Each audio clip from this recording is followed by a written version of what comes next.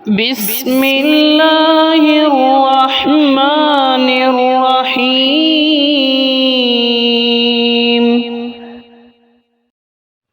जी अस्सलामु अलैकुम वरहमतुल्लाहि वबरकातुहू।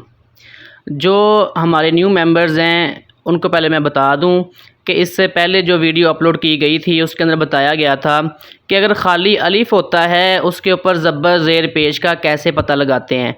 अगर आप लोगों ने वो वीडियो नहीं देखी तो पहले आप वो वीडियो देख लें, फिर इस वीडियो को देखें, क्योंकि ये उसका पार्ट 2 है। अगर आप पार्ट 1 स्किप कर लेते हैं और पार्ट 2 देखते हैं, आपको हो सकता है समझ ना आए। ठीक है, एक बात हो गई। दूसरी बात, जिन लोगों ने वो वीडियो देखी हुई है उसमें कुछ लोगों को अभी तक कन्फ्यूजन है। वो कहते हैं जी तीसरे हरफ के ऊपर ज़बर है तो अलिफ के ऊपर ज़बर क्यों नहीं लगनी।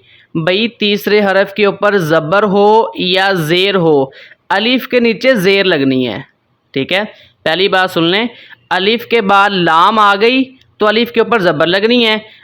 अगर तीसरे हरफ के ऊपर पेश है, अलिफ के ऊपर पेश लगनी है। ठीक है, और अगर तीसरे हरफ के ऊपर ज़बर है या ज़ेर है तो पीछे जो अलिफ इस्तेमाल होगा उसके नीचे ज़ेर लगेगी। ठीक है, ज़बर हो या ज़ेर हो तीसरे हरफ के ऊपर तो अलिफ जो होगा उसके नीचे ज़ेर लगनी है। अगर तीसरा हरफ ज़बर के साथ है, अलिफ पे ज़बर नहीं लगानी, अलिफ के नीचे ज़ेर ही आपने लगानी है। ये आप इसको देख लें। अब चलते हैं अपने नेक्स्ट पार्ट की तरफ। आगे है कि रूल के अंदर हमने ये बात पढ़ी थी कि तीसरे हरफ के ऊपर अगर पेश होती है तो हमने क्या करना होता है, अलिफ के ऊपर पेश लगाते हैं हम। ठीक है, लेकिन 5 हरूफ ऐसे हैं कि तीसरे हरफ के ऊपर पेश होगी लेकिन हमने अलिफ के नीचे ज़ेर लगानी है। ठीक है, अकॉर्डिंग टू रूल्स तो यही बनता है ना कि अगर तीसरे हरफ के ऊपर पेश होगी हमने अलिफ के ऊपर पेश लगानी है। लेकिन नहीं, 5 अल्फाज सिर्फ ऐसे मिलते हैं अरबिक ग्रामर के अंदर।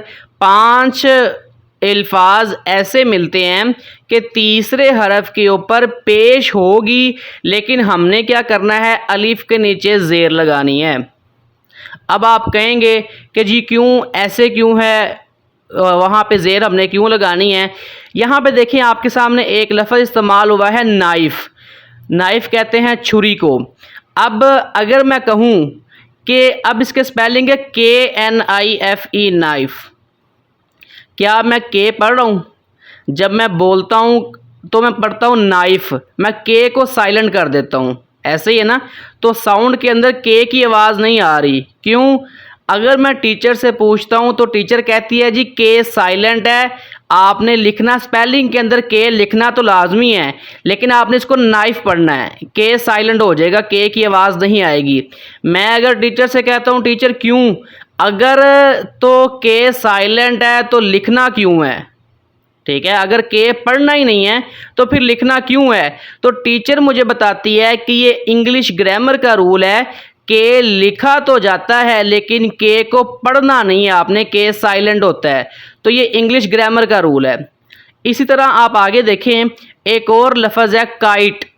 ठीक है, अब काइट को मैं अगर आइट पढ़ लूँ, यहाँ पर भी मैं के साइलेंट कर लूँ, इसको मैं आइट पढ़ूँ तो क्या ये मेरा ठीक होगा? मेरा ठीक नहीं होगा। यहाँ पे के साइलेंट नहीं होगी क्योंकि अरबिक ग्रामर ने कहा ही नहीं है कि यहाँ पे आप के साइलेंट करें। तो कुछ रूल्स होते हैं जो अरबिक ग्रामर के अंदर होते हैं, कुछ होते हैं जो इंग्लिश ग्रामर के अंदर होते हैं।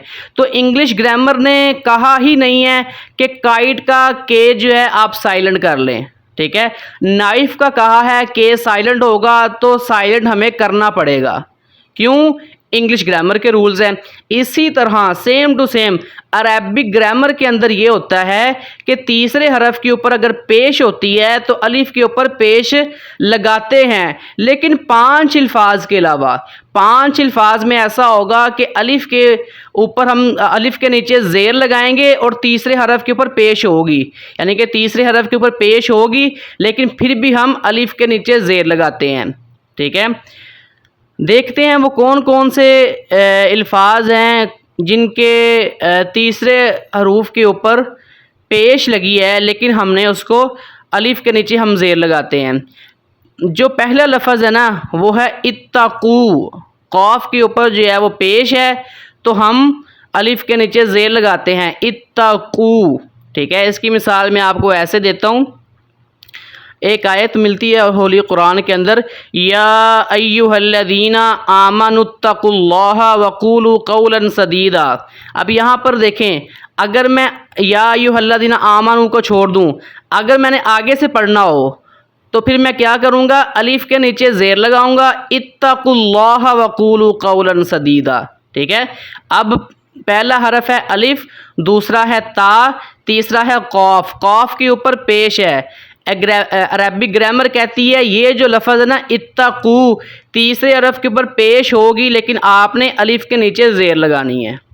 क्लियर हो गया है। उसके बाद जो दूसरा लफ्ज़ है ना वो है इधर यहाँ पे देखें, यहाँ पे एक लफ्ज़ है ई तू। यहाँ पर भी ता के ऊपर जो है देखें, ता तीसरा हरफ बन रहा है, अलिफ के नीचे पीछे ज़ेर लगेगी। ठीक है, इसकी मिसाल मैं आपको यहाँ से देता हूँ। होली कुरान में एक लफ्ज़ इस्तेमाल हुआ है, यहाँ पे देखें, इसको मैंने हाईलाइट किया हुआ है, ईतूनी बि किताबिम मिन क़ब्लि हाज़ा। ठीक है, अब यहाँ पर देखें अलिफ के नीचे ज़ेर लगी है जबकि तीसरे हरफ के ऊपर पेश है। ठीक है, तो ये जो लफ्ज़ है ना ई तू, ये भी ऐसा लफ्ज़ है, इसको ख़ास किया गया है कि तीसरे हरफ के ऊपर पेश होगी लेकिन आपने अलिफ के नीचे ज़ेर लगानी है। ठीक है, दो अल्फाज हो गए हैं। तीसरा लफ्ज़ आप देखें, यहाँ पे आप देखें तीसरा लफ्ज़ है उक़ज़ू। ठीक है, अब इक़ज़ू इसको पढ़ेंगे हम, अलिफ के नीचे ज़ेर लगा के पढ़ेंगे। इसकी मिसाल देखें आपकी स्क्रीन पे ऐसे है कि गुम्मतन सुम्मा क़ज़ू इलैया। अब अगर मैं सुम्मा को छोड़ता हूँ, अगर मैंने इक़ज़ू से स्टार्ट करना है, ठीक है, तो फिर मैं क्या करूँगा, अलिफ के नीचे मैं ज़ेर लगाऊँगा, इक़ज़ू इलैया वला तुनज़िरून। ठीक है, तीसरी हरफ के ऊपर पेश है लेकिन मैंने अलिफ के नीचे ज़ेर लगाया है। ये मैंने आपको 3 मिसालें दे दी हैं, तो आपको मैंने मिसालें दे के समझा भी दिया है कि होली कुरान के अंदर ये अल्फाज इस तरह से इस्तेमाल हुए हैं। बाकी जो 2 अल्फाज हैं वो भी ऐसे ही इस्तेमाल होंगे कि तीसरे हरफ के ऊपर पेश होगी लेकिन आपने अलिफ के नीचे ज़ेर लगानी है। 3 अल्फाज, उनकी मिसालें मैंने ढूंढ के आपको मैंने बता दी हैं। बाकी जो 2 अल्फाज हैं वो भी ऐसे ही हैं।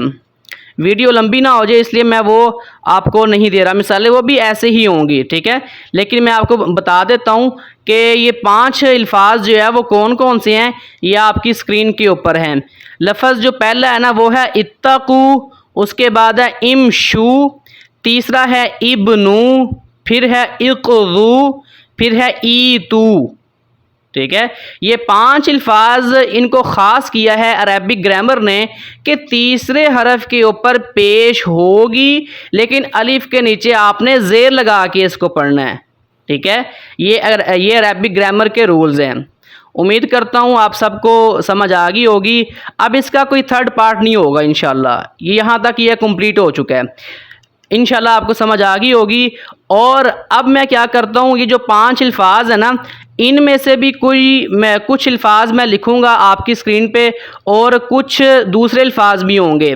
आपने कमेंट करके मुझे बताना है कि अलिफ के ऊपर कौन सी हरकत लगेगी, ज़ेर लगेगी, ज़बर लगेगी कि पेश लगनी है। ठीक है, ये बात आप समझ लें। इन 5 अल्फाज को ख़ास किया गया है कि तीसरे हरफ के ऊपर पेश होगी लेकिन आपने अलिफ के नीचे ज़ेर लगानी है।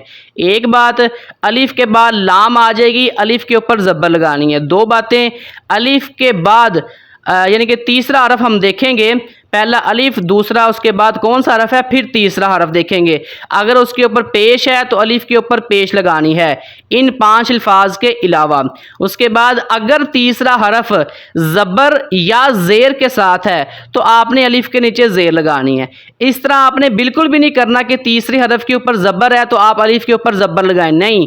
अलिफ अगर तीसरे हरफ के ऊपर ज़बर है या ज़ेर है, आपने अलिफ के नीचे आपने ज़ेर ही लगानी है। ठीक है, आपकी स्क्रीन पे आपका होमवर्क है, इसको अलिफ के ऊपर या नीचे कोई ना कोई हरकत लगा के मुझे मैसेज करें कमेंट में, इंशाल्लाह फिर मैं आपका जवाब दूंगा। अल्लाह ताला हम सब को समझने की तौफीक अता फरमाए। अस्सलामु अलैकुम व रहमतुल्लाहि व बरकातुहू।